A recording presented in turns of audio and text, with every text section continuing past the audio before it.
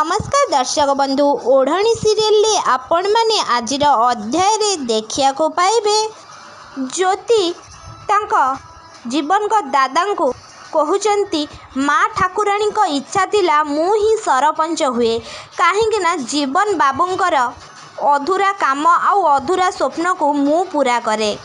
से टाइम रे जीवन को दादा कहते पुरुष पुआ हाथ रे पुरुष पणिया भल लगे।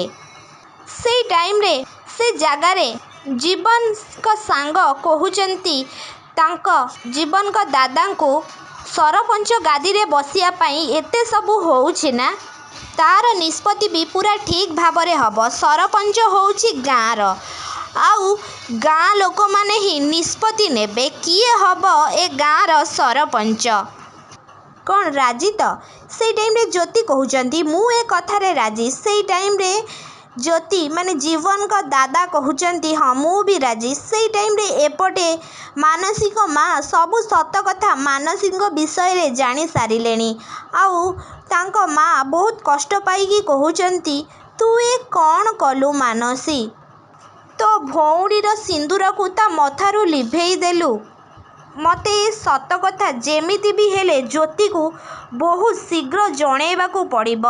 हाँ दर्शक बंधु आपण माने ओढ़णी सीरियल ले आजिर अध्याय रे आपण माने एमिति किछि देखिया को पाइबे।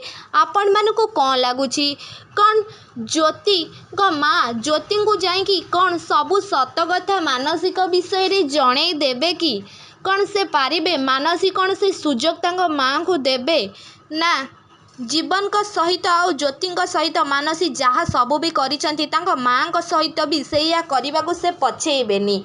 आउ कौन गाँव सरपंच किए हेबे ज्योति ना जीवन को सान दादा आपण मानकु कौन लगुछि आमको कमेंट बॉक्स रे निश्चित भाव में जणांतु। ता पूर्व आपण मानकु जदि आम वीडियोटी भल लागिथिबो ताहेले लाइक शेयर कमेंट करबा को जमारू भी भूलिबेनी आउ पाखरे आस्तुआ बेल आइकन को मध्य दबाई दियंतु।